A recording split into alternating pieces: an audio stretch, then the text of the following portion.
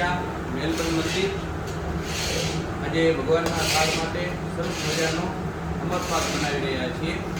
હળદી સોજીને અડધો મેંદો અને મોહનથાળની જેમ ધાબો દઈ અને ઘીની અંદર શેકવાનો હોય છે. ધીમે તાપે શેકવાનો એટલે કલર ના આવી જાય.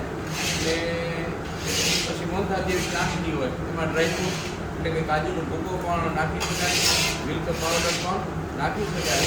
આજે સંતો અને ભક્તજનો સાથે મળી તો ભગવાનના થાળ માટે સરસ મજાનો આ અમરપાક બનાવાશે અને પછી તમામ ભક્તજનોને આ પ્રસાદ પણ આપવામાં આવશે. જય સ્વામિનારાયણ.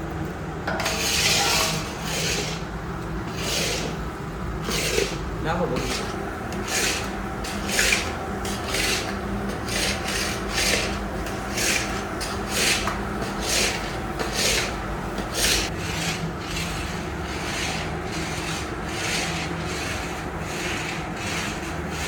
માલને ઘૂંટવાથી માલની અંદર ઘાટાશ આવે અને મીઠાશ આવે. ઘી પણ પીવે માલ.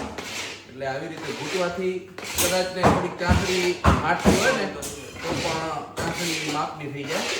એટલે મોહનથાળ હોય કે ગમે તે હોય તો આમ ઘૂંટવું જોઈએ માલને.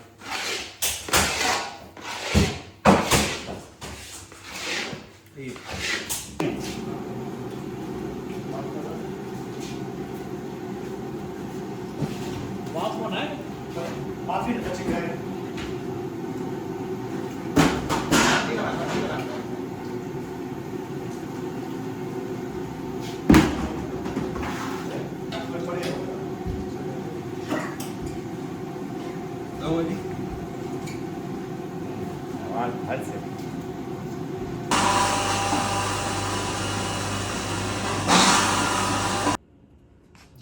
સરસ મજાનો જો ત્રિરંગા કલરનો અમરપાક તૈયાર થઈ ગયો છે.